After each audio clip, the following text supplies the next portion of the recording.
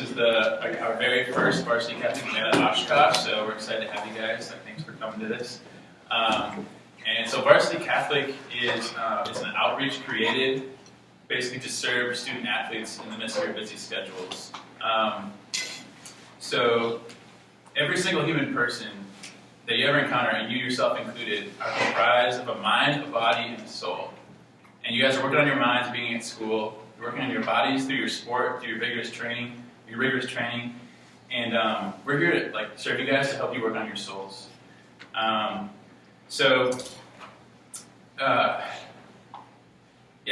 this is this is our first event of this kind. And when I said we're here to help work on your souls, I'm talking about myself and my teammates. So this is Kayla, this is Sarah, and then Kyle's right there. And we're the Varsity Catholic missionaries here. We work as a team in our ministry, and we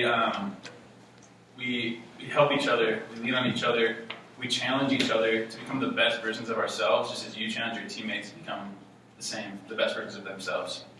So with this event, we're just trying to kickstart a Varsity Catholic movement where we can bring together student athletes who are striving for excellence in that mind, body, and soul. So that's what we're looking forward to do with this initial event. And so with that, I'll introduce our speaker, Chris Greisen. He is a former NFL and Arena League football player. He racked up a ton of accolades in the AFL. He now teaches in Green Bay for Notre Dame Academy, and he is married with 4 children. So please help me welcome Chris Greisen.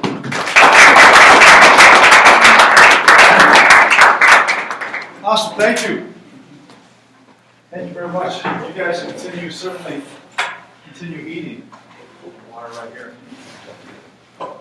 I give you guys a ton of credit coming out on a Sunday afternoon, and maybe it's not as much credit because the Packers are playing and they're horrible right now because they're losing to the Browns. I was listening to them, to the Browns.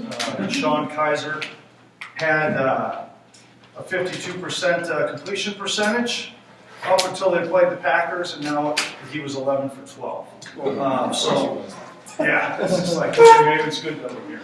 So before we start, I know we said a prayer, a mealtime prayer, but let's just say a quick prayer right here to our Blessed Mother to ask for her and her prayers. So in the name of the Father, Son, and Holy Spirit, amen. Hail Mary, full of grace, the Lord is with thee. Blessed art thou among women, and blessed is the fruit of thy womb, Jesus.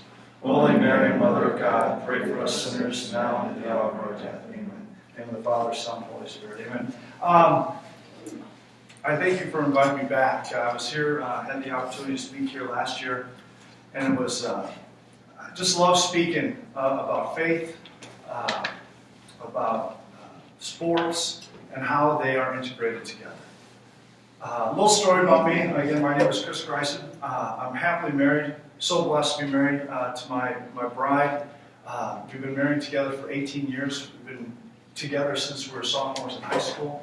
I'm originally from Sturgeon Bay, Wisconsin. We actually have 9 children, so we multiply a little bit. Yes. 9 children. 3 of them are in heaven now. 3 of them are in heaven. We had 3 miscarriages. Our first 3 children were miscarried. We have 6 here down on earth. And by the way, my 3 up top are Grace, James, and Mary. If you've ever read that book, Heaven is for Real, okay?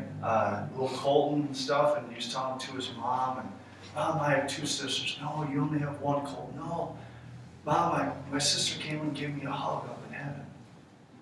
And again, if you don't know the book, I advise you to go read it. It's powerful. And she just started crying because this little 4-year-old boy, who her mom never told her about this miscarriage, she's like, whoa, well, what's her name? I said, Mom, she didn't have a name. You and Dad never named her. So after reading that book, my wife and I were bawling, and we went down, and with our other children, we named them Grace, James, and Mary. Okay, so I have 3 up in heaven. Now pray for me. I am a teacher at Notre Dame Academy. I taught theology for 3 years, and now I currently teach math full-time. I run a quarterback academy where I teach and tutor young quarterbacks all around the nation. I also run a 7-on-7 tournament, and I coach football at Freedom High School. And so I'm very, very busy. And again, like I said before, I love the opportunity, especially working at Notre Dame Academy and the Catholic school up there, to be able to share my faith on a daily basis, whether that's through my words or through my witness. I try to go to Mass daily. It's a blessing that we have Mass every single day there. After high school, I went on, because many of you are athletes here, and kicking off varsity Catholic here. That's all I wanted to do.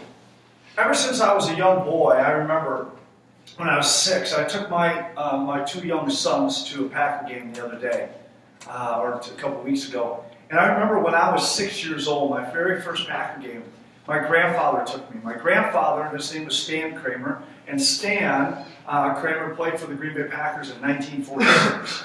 So he had 2 complimentary tickets to every single Packer game. And so when I was old enough, my parents deemed I was old enough for it, 6 years old, I went to my very first Packer game. And I don't remember what happened in that Packer game, but what I do remember is after the game, my grandfather, who was 6'5", 270 pounds, just a huge, huge man, picking me up and walking me through the crowd so I didn't get run over. And man, I wanted to be like him. Ever since that moment, I can remember, I want to be like my grandfather.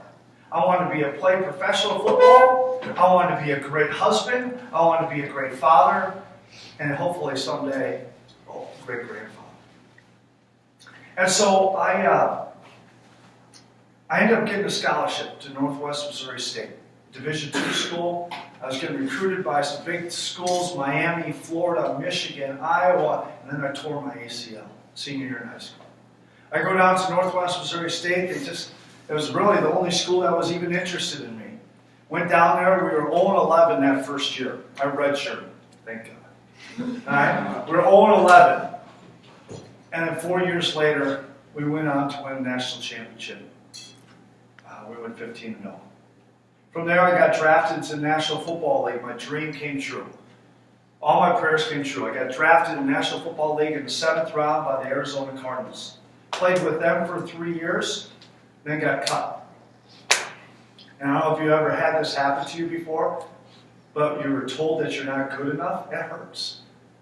I had never been told I wasn't good enough. But that day I was when I was cut. And so it kind of put me on a roller coaster of emotions. I had tryouts. I did all these things. I eventually had to go to NFL Europe. Came back from NFL Europe. Again, I was told I wasn't good enough for the NFL. Heck, I wasn't even good enough for the Arena Football.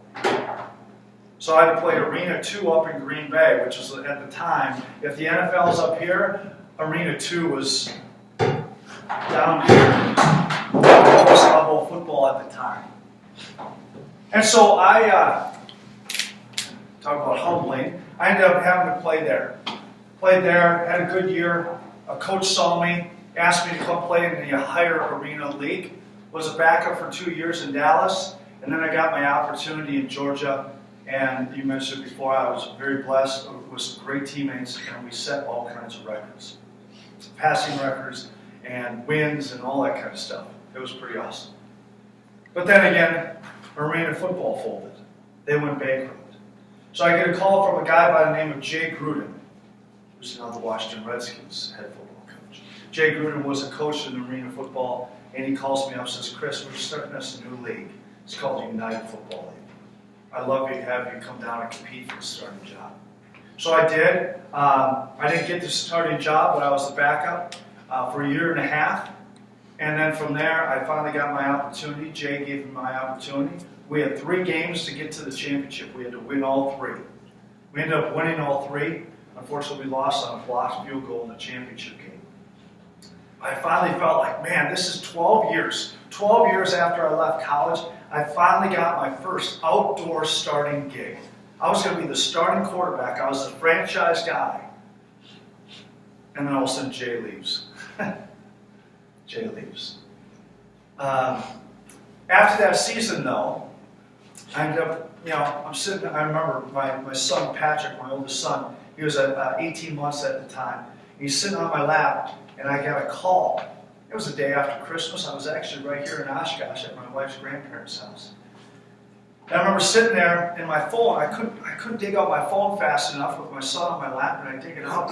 Like, hello, and I didn't get it in time. It was one of my old coaches from the Dallas Desperados, the arena team.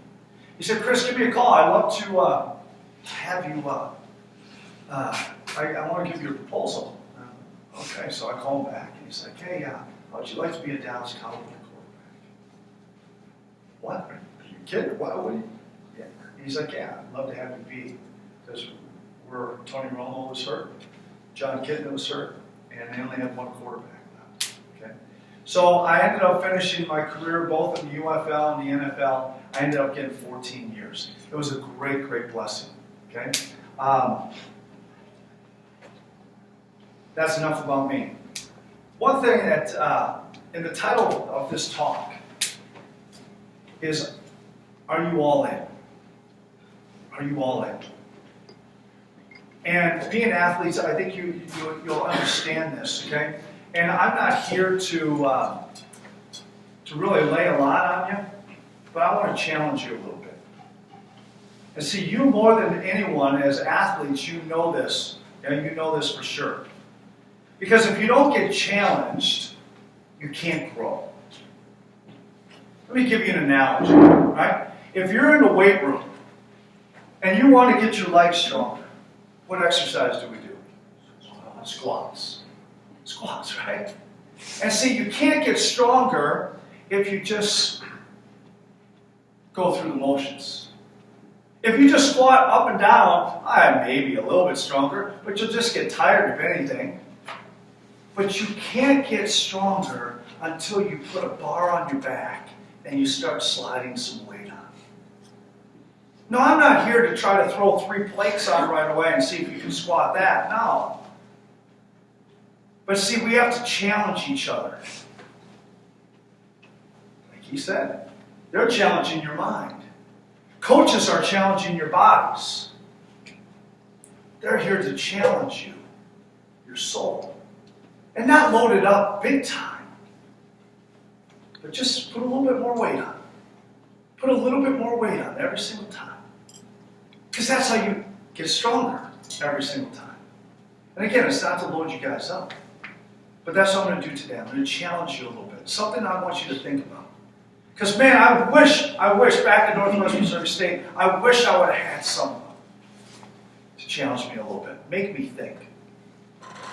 I grew up Lutheran. Went to college as a Lutheran, and I didn't go to church on Sunday.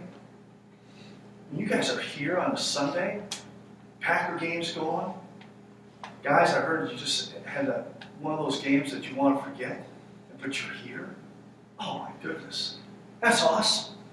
Talk about lifting and getting stronger in your soul. Give you a lot of credit. One of the things that I want to ask you guys, and being athletes, you all have a goal, right? A focus. The thing is what are you willing to do to achieve that goal? And I know, guys, it's fresh, okay? And I'm going to tell you a little story here in a second. But what are you willing to do to win a national championship? Are you willing to do anything? Are you willing to stop drinking? Right? College culture. Hey, let's go out, man. Let's booze it up. Are you willing to stop drinking to win that ultimate goal? Are you willing to eat right? So when you go into the cafeteria, are you willing to eat right? Just like Mom said, I heard some girl, by the way, I haven't eaten food in a while. Who said that? Remember Mom, vegetables and fruits and stuff. Are we willing to eat right? So that we can be, because our bodies, right? Our bodies as athletes, this is, as we used to always say in professional football, this is our business. This is our business. Is business good? Or are you feeling bad? Could it be because of food? Are you willing to change your diet to improve? How about, are you willing to practice every single day at the skills that you need? I played quarterback. Was I willing to drop back and work on my drops and moving around and my mechanics? Was I willing to every single day work on my rotator cuff strength? It got monotonous. But are you willing to do that? Are you willing to lift every day? Are you willing to run and condition yourself so hard that you're at the verge of throwing up? I'm telling you, man. That was one thing. I was telling a friend of mine the other day, we were talking about training. Are you willing to work that hard? Because I'll tell you what, when you can go to the brink of throwing up, you know you're working hard. See, here's the thing. If you're willing to do all that, wow, the level that you will attain will be miraculous.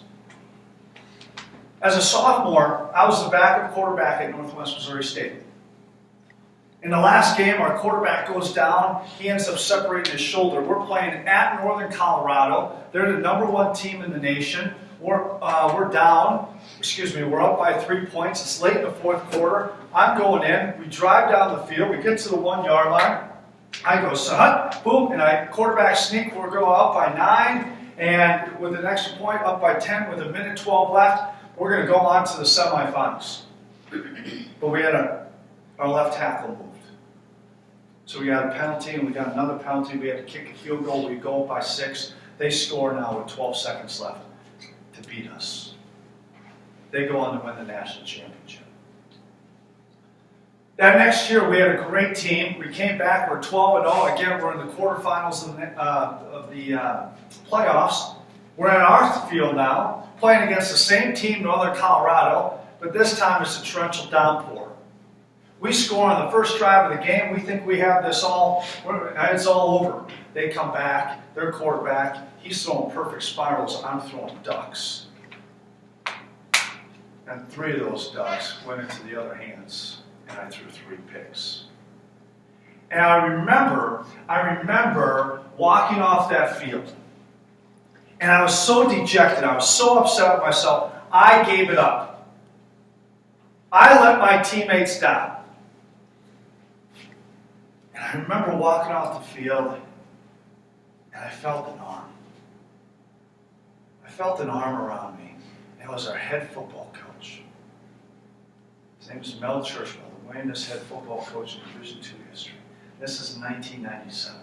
And he says, Chris, can I tell you a story? And I look up at him, and I'm like, yeah, coach. And again, it's just pouring down rain. He said, when I coached at Northeastern Iowa, we had an All-American quarterback. I had been named All-American 2 weeks prior. He said, well, I had an All-American quarterback in the national championship game threw 7 interceptions his junior year. He said, you know what he did his senior year? I said, no. He said, he won the whole damn thing. And when he said that, it was like, I had blinders on. It was like from that moment, okay, that's it. We're winning a national championship here at Northwest Missouri State. I'll never forget that afterwards, he got us together, our team. Got our team together, and I don't know if he did this on purpose or if it was an accident, but we had this real small meeting room. You guys, big football team, right? We had about 90 players, and we're in the small meeting room. And everyone was there, even the seniors. And Coach said a few remarks about the year, talked about it, because we were the greatest team in Northwest history. We were 12-1. No other team had ever had a record like that. We were 12-1, and we just accomplished many great things. But of course, we lost that last game. And after his remarks, we gave a round of applause to the seniors, and they walked up. And there wasn't a dry eye in that place. Because those were our brothers. These are the guys, a lot of those guys didn't redshirt. And yet I did. And some of my other teammates. And now they're walking out that door. And to never play football again. And we're just bawling. I mean, here's all these big football guys. We're just bawling our eyes out. We finally composed ourselves. And we started writing down our goals. What's our goals for next season? Not only what is our goals, but how are we going to achieve these goals? And so we started writing this down, and our coaches were going to compile it and give it to us. And our head coach said, okay, we know what we have to do. And he dismissed us. And everyone started getting up. And I don't know what came over me. But I know it had everything to do with what my coach told me on the field, walking off that rain-soaked field. I stood up and I said, sit down! Okay, sit down. Everyone sat down. I said, we need to see our goal. And I started asking, what are you willing to sacrifice? And that's the thing for you guys. What are you willing to sacrifice? See, for us as athletes, right? Are we willing to sacrifice the things we need to, each collectively, and individually, I should say individually, and then collectively as a team? If we do that, amazing things will happen.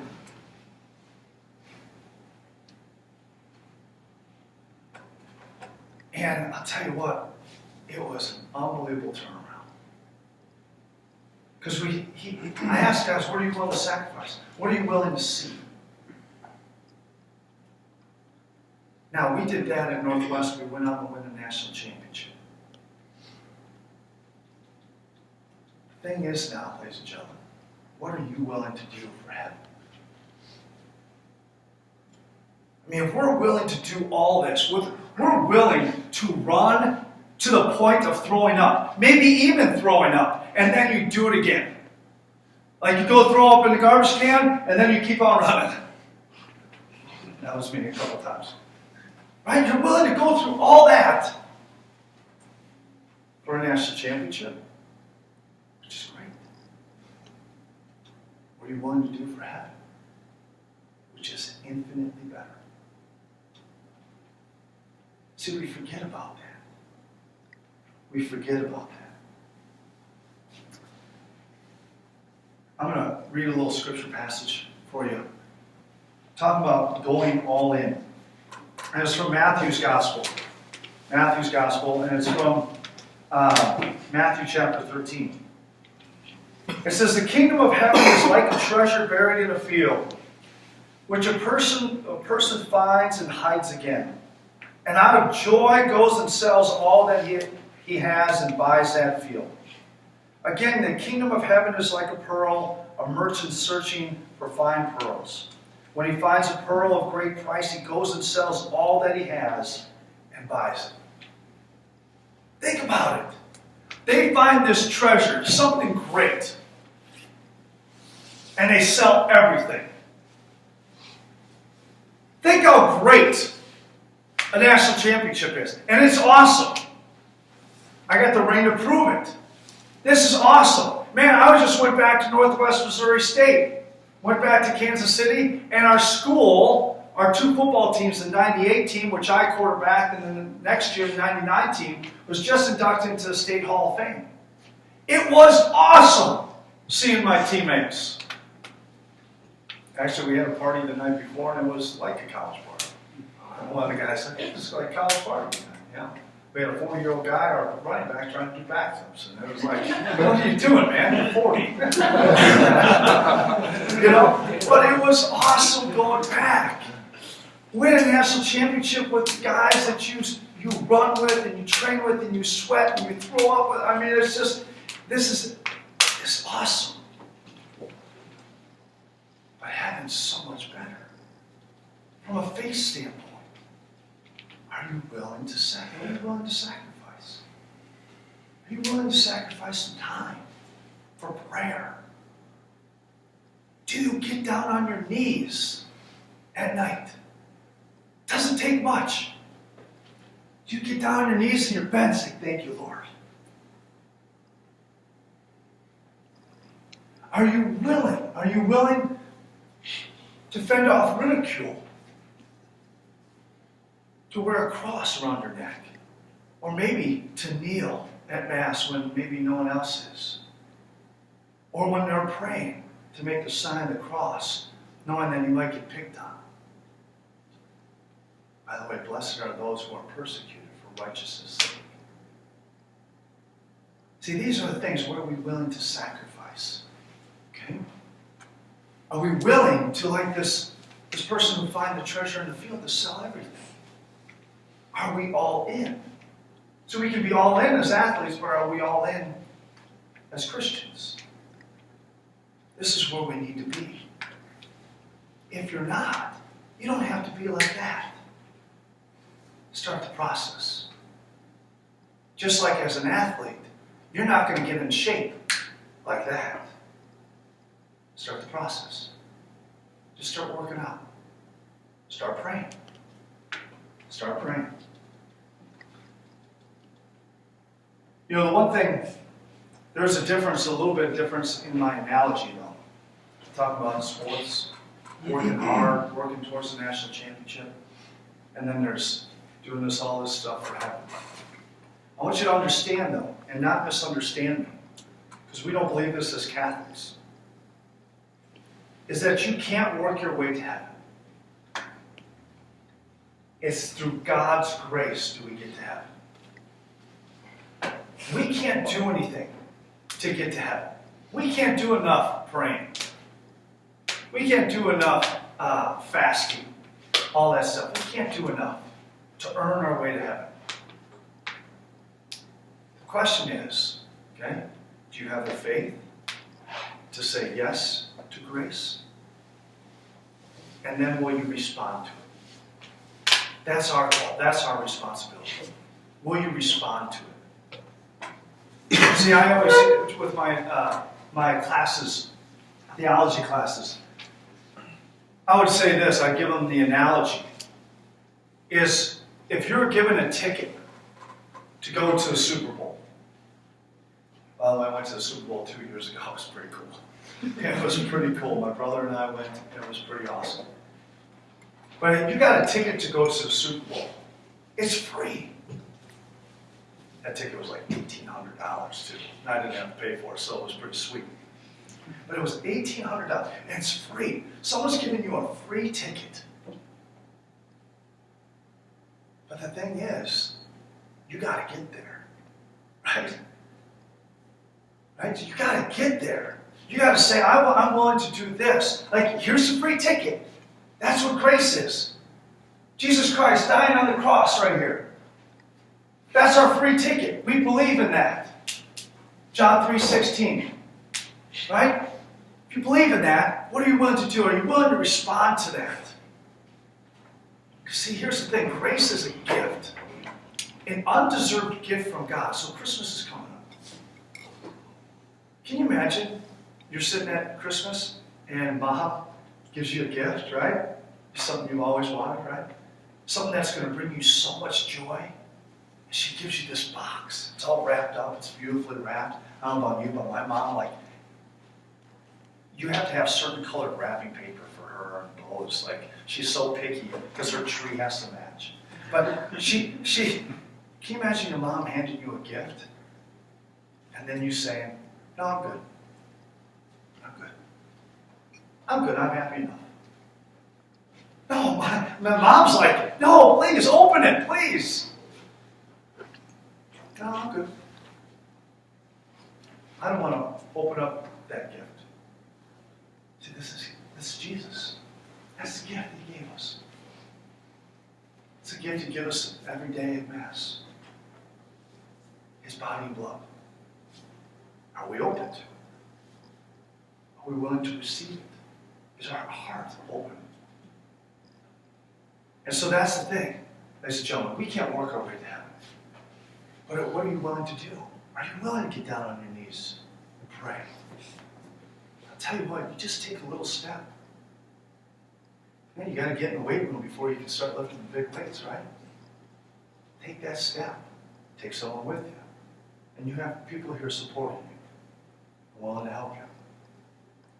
Here's the other thing. Know your goal. You can't achieve something if you don't strive for it. Know your goal. One of the things that came out of our meeting, in that meeting, was that, like I told you, we had this sheet compiled. And it ended up being like our coaches made a pyramid. So all the things that the Lord, you remember pyramid, right? And so all the things on the bottom are like our base. So that was our academics. What was our weight room goals? What was our training goals? I mean, all these things. And then as we went up, it was, okay, beat Missouri Western, our rival. Beat Pitt State, the other top team in the league. And it went all the way up, and to the tip, it was 15-0 and winning the national championship. And every single day, or at least for me, I don't know about my teammates, but I put that right next to my bed. So when I went to bed and when I woke up, I saw it. I saw that goal. The other thing, part of that story, is when I told my guys to sit down, one of the things I told them was, you got to see it. You got to see the goal. And when I sat them down, I said, guys, every single time you walk by our stadium, because our stadium was right on campus, every single time you walked to class, every single time you went to go lift weights, every single time we went to go run, we had to walk by the stadium. And I told the guys, I said, listen, guys, you have to see it. You have to look above the scoreboard and look right up there. It says 1998 national champions. You have to see it in your mind. If you don't have that goal spiritually, if you don't think about heaven, just think it's going to happen, you have to be careful. I tell you, national champions don't happen. Conference championships don't just happen. There has to be a goal, right? You guys know that as athletes. And we need that. We need that. I want to read a little bit of scripture for you. This is from 1 Corinthians. Here we go. It says, do not know, this is from Apostle Paul in 1 Corinthians. Do you not know that the runners in the stadium all run in the race, but only one wins the prize? Run so as to win. Every athlete exercises discipline in every way. They do it to win a perishable crown, but we an imperishable crown. So Apostle Paul, writing to the Corinthians, a little context here. Writing to the Corinthians, the people of Corinth. The people in Corinth, okay, they're all about the Greek gods. Okay, they have right, and this is where the Olympics came from, right? The Greek Olympics, the Olympiad. And when they would run the race, by the way, they would run, they weren't wearing anything, they were just naked, okay? So they were running the race, and when they won, you know what they won? They won a crown of celery. Scott, they would win a crown of celery. And you know how quickly celery goes bad, right? It's a perishable crown. So they would train, they would run and prepare so that they could run the race to win. Now, we're not running against each other. But who are we competing against? Who? Ourselves. Ourselves. And who's trying to bring you down? Satan. Satan. Constantly. Constantly. He's telling you, you don't have to do this stuff. You don't have to go to church or in college. Have that extra drink. Don't worry about that nudity on the computer. You're good. It's private. The devil, Satan, he's the king of lies. He's the king of lies. You've got to battle. You've got to understand you are competing every single day. Man, I'm going through a spiritual battle myself. I'll tell you that right now, honestly. I have adoration at 3 a.m. I can't wait. I signed up for it. I can't wait to have that holy hour with Jesus. Because I need it. I need it. Ladies and gentlemen, we all need that. We all need Jesus. We all need that time. Because he's better than you. You got to run the race to win, though. Not just to run like you're going for a jog. Run the race to win. You know, here, as athletes, we train, as football players, we watch film, we lift, we condition, skill training, all that stuff. But what about our faith? Again, I give you guys all kinds of credit, man. Coming in on Sunday, I think back at when I was in college, no way. No way. I would have been watching the Packers or some NFL team or whatever. I give you guys a lot of credit. You do Bible studies. You open up the Word. What's your prayer life like? Do you find an excuse for missing Mass? These are the things that you can battle. Okay? That you can battle. I want you to remember, too, as cool as this is, and I know, guys, trust me, I remember that day when I threw 3 picks in the rain. As great as this is, and guys, I hope you make it next year and you win this next year.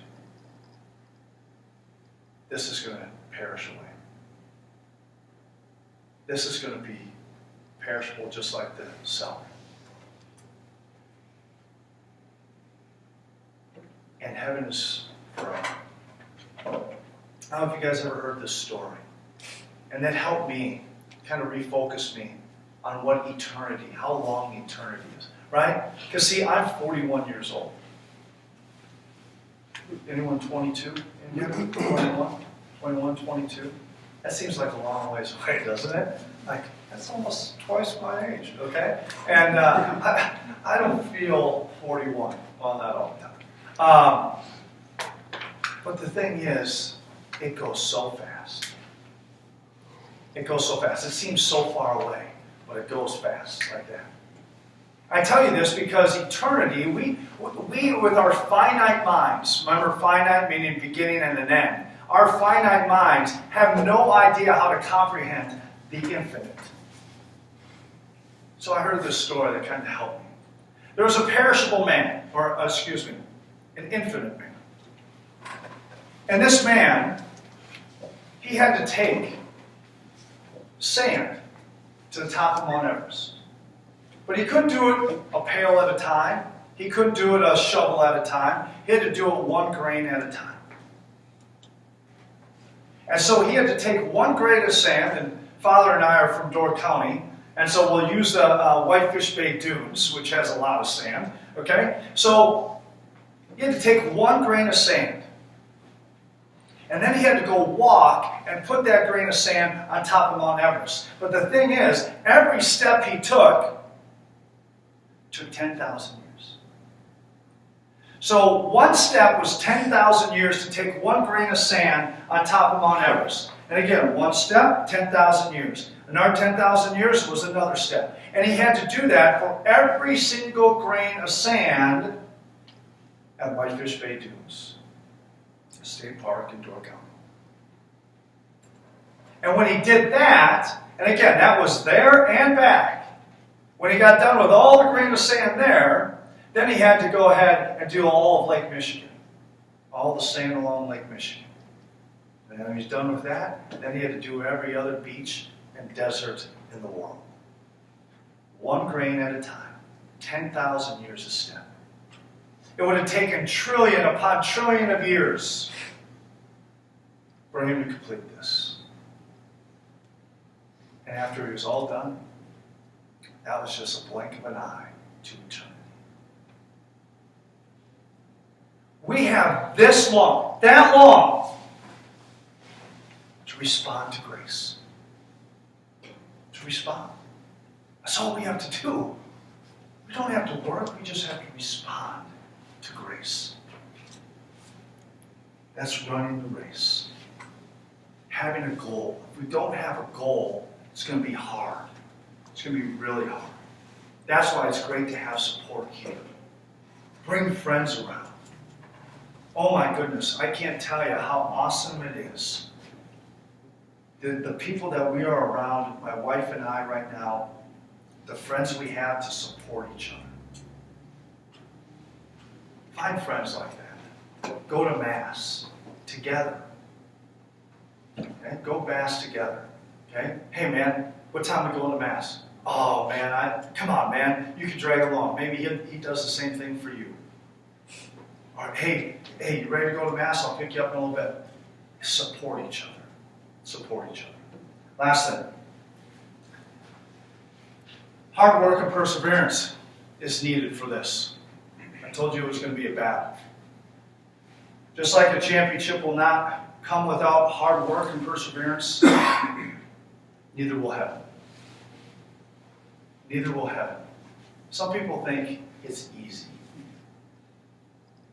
Some people think it's just easy. All I have to do is believe. I had a local story. I always told my freshmen. You guys know the verse, John 3:16? God so loved the world that whoever believes in him will have eternal life. So I was talking to my father one time. My father was not a church-going man. He still isn't. Says he believes in God, but he doesn't go to church. He doesn't do, I don't think he prays, but he says he believes. So I heard this the other day. And since this speech is talking about all in, I think it's applicable. So there was a man, a tightrope artist, who was world famous.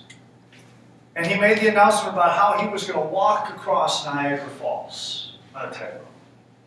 And all these people from around the world wanted to see this. Because nothing ever. Now, has anyone been to Niagara Falls? No? Been there?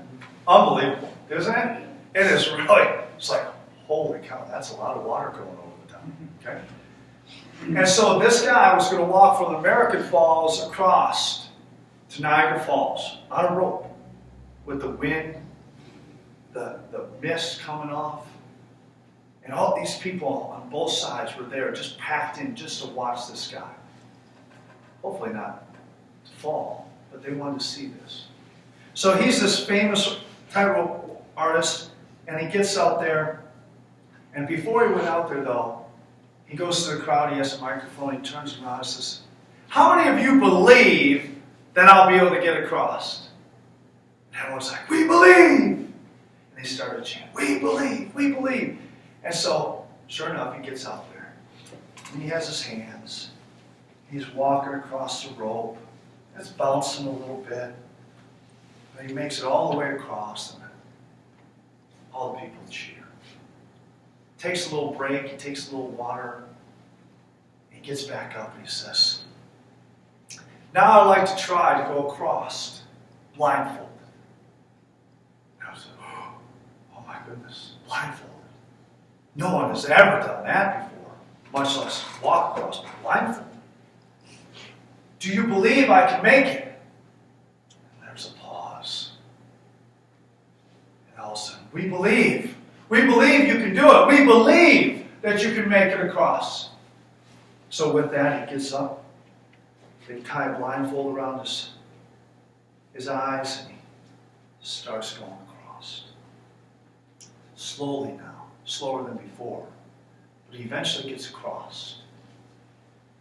And the people go crazy. They've never seen anything like this before. What a feat. So he takes a little break again, and people are, like, man, this is awesome. So they're about to leave. And before they leave, he says, I have one more thing I'd like to do.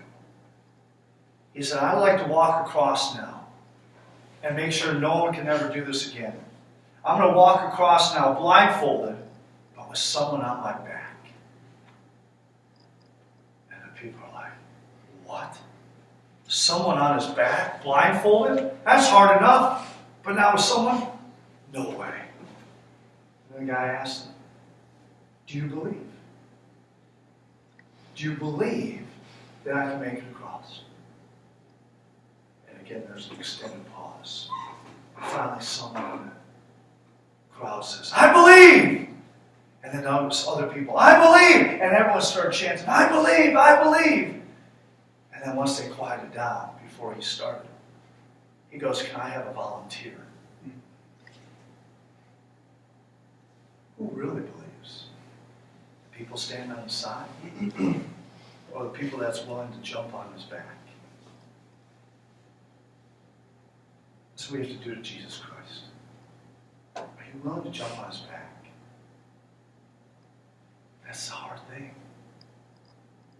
It's a hard thing to go all in. But it's doable. And when you do, amazing things will happen.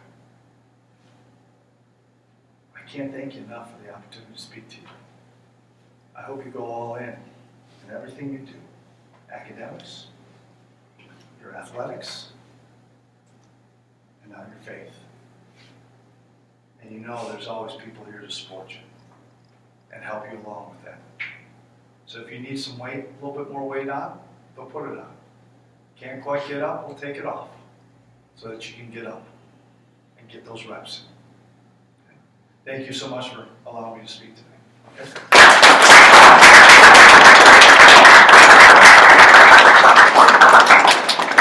If you guys have any questions for me, you're welcome to ask anything. I don't mind answering anything. Trust me, being a teacher at a school, you get a lot of great questions. So, as you can imagine.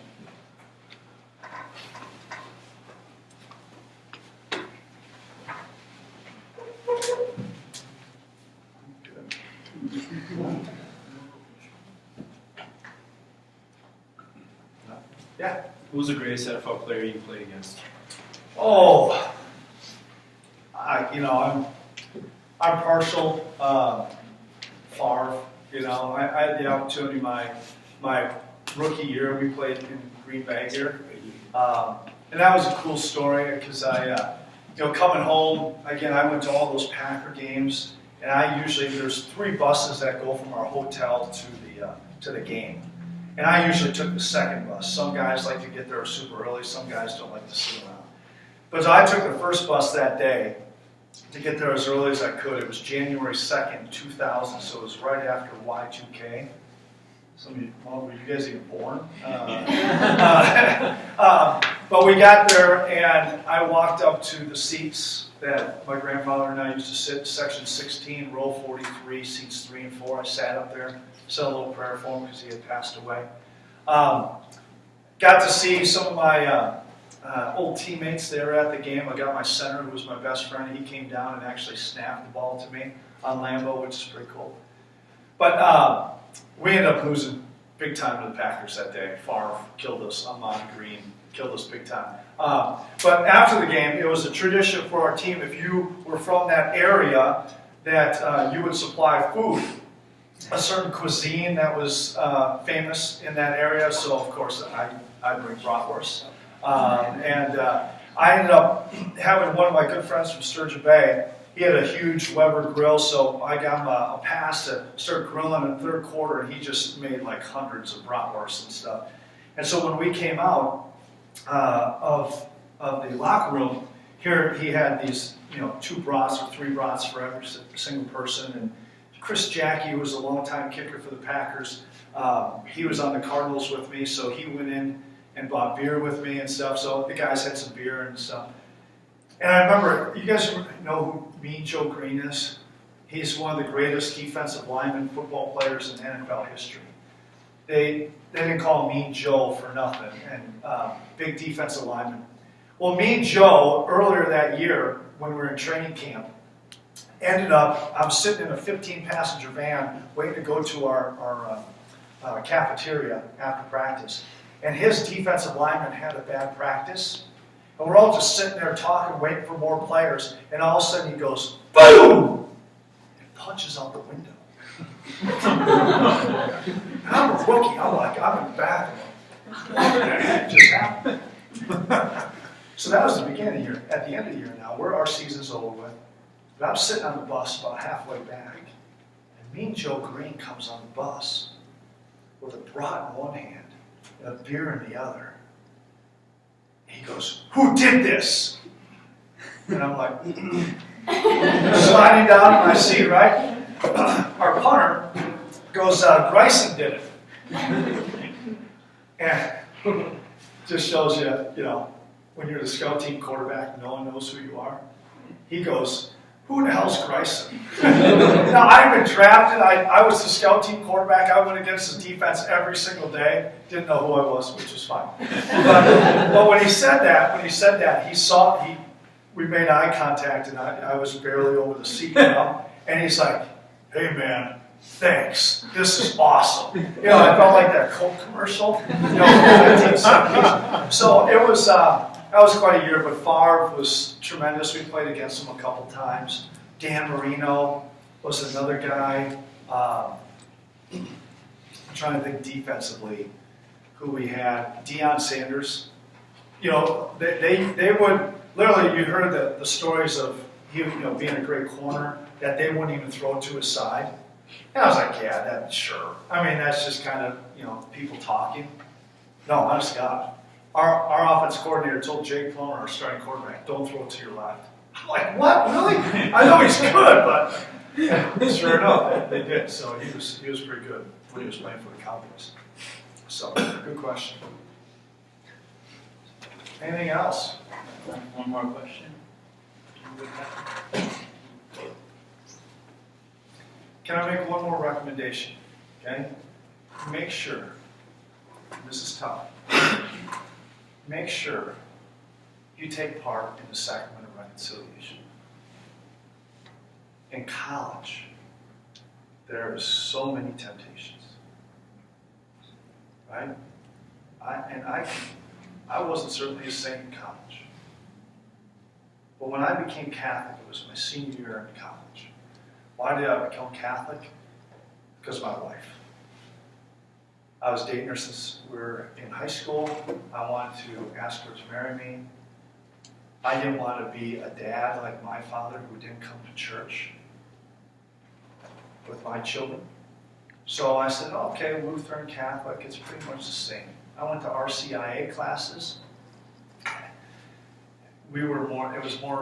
People talked more about the previous game that fall, when I was playing football versus, the catechesis. So I really didn't know the faith. I wish I would have known more about the sacrament of reconciliation, about the mercy and love that is there. There's another battle, by the way. The devil will tell you, you don't need to go in there.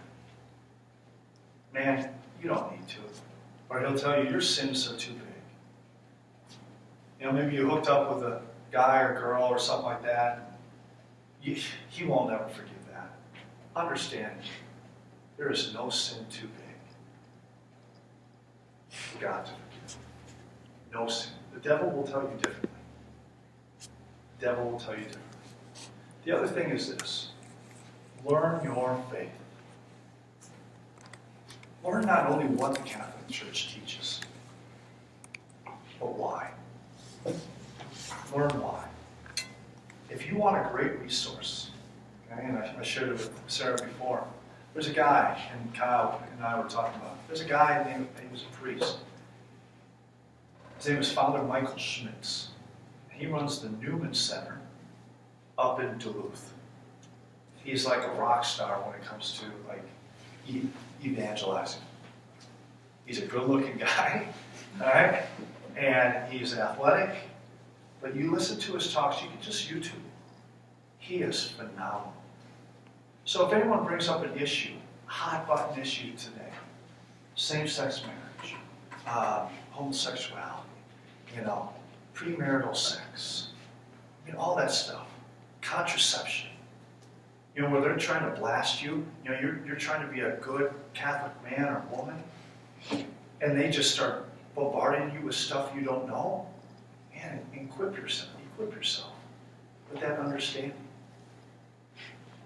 Listen to it. Just start YouTubing it. Father Michael Schmitz, man. He will teach you so much. And if you don't want to go on YouTube, you got a priest right here that's really good. Talk to these people, they study. Okay? That's why they're doing what they're doing, is to help you. Because when I finally found, and I will tell you this, I was a cafeteria Catholic. Anyone know what that is?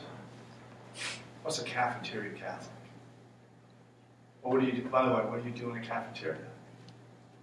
Don't you eat, but don't you pick and choose what you want to eat? Right? You get to pick and choose what you want to eat. So I was a cafeteria Catholic. I picked and choose. Even my wife, who was Catholic her whole life. Oh, I really don't believe Mary was a virgin. Are you serious? Come on. She spent all that time with Joseph and never once. Come on. Contraception? Ah, that's for old people. I didn't know. I didn't know. When I started learning about the beauty of the Catholic faith, for instance, give you, and this may be my last thing, marriage.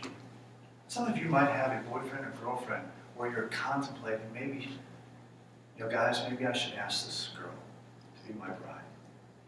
Or ladies, maybe you're dating someone where you're saying, maybe he's the one. If he asks me, do I say yes? See, I want you to understand that when you're thinking about marriage, marriage isn't just, hey, we're going to get a ring and we're going to live the rest of our lives together. It's, like Disney says, it's happily ever after. It's not like that. It's not like that. See, what you're going to be asked at your wedding day, if you're married in the Catholic Church, are you coming here freely? Are you coming here totally? Are you coming here faithfully?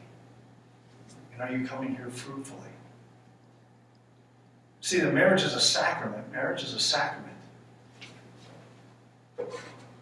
And that's what Jesus did for his bride. See, you see the sash around his waist right here? That's always depicted on the crucifix. Jesus didn't have that on back in year 33 in Palestine when he was crucified. He came there freely. He could have stopped it. He's God. But he freely chose to give his life up for his bride. Guys, that's what you are saying that day. Number two, I am coming here totally. I'm coming here totally. I'm not leaving anything behind. I don't have anything hiding in the closet. I'm coming here faithfully. I'm going to be faithful to you for the rest of my life. That's both guys and girls. And then I come here fruitfully. Ladies and gentlemen, when it comes to then the marital act, having sex, this is why contraception is wrong. Because yes, you may be coming with your spouse faithfully, or freely. Hopefully you are. Because if you don't come freely, what's that called? If one person doesn't come freely? Rape. Do you come there totally? So this is why premarital sex is wrong. Because college is oftentimes the hookup culture, right? Are you coming there totally? Are you willing to give that girl or that guy everything the rest of your life? Really? Are you willing to give the bank account, your last name, all your future earnings? Your cars? 50%, everything? Are you willing to give that? Or is it just supposed to be pleasure? See, freely, totally, faithfully, just one person the rest of your life, and then fruitfully. And I tell you this because I didn't understand this at all. Every time you enter into the marital act, it's just like on your wedding day, when you have a priest marrying you, and he's marrying you, and you say yes to those vows, to those things. It's every time you enter into a marital act, you're redoing your vows. You're redoing your vows. And so, I wish I would have understood that. I wish I would have been listening a little bit more when I went through RCI when I was in college. I think I would have been a whole lot better husband early on in my marriage. Okay?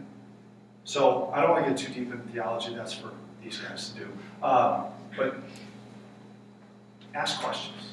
Ask questions. Know your faith. Because then it's amazing what will happen is when you have those discussions with other people, how maybe they'll start coming here too. Okay? And that's what it's all about, is bringing people to Jesus. Okay? So thank you again. Thank you for the opportunity. I appreciate it.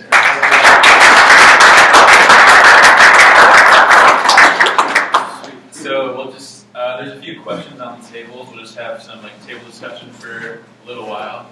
And then we'll have one person from each table kind of share kind of what they talked about after that. So, table discussion.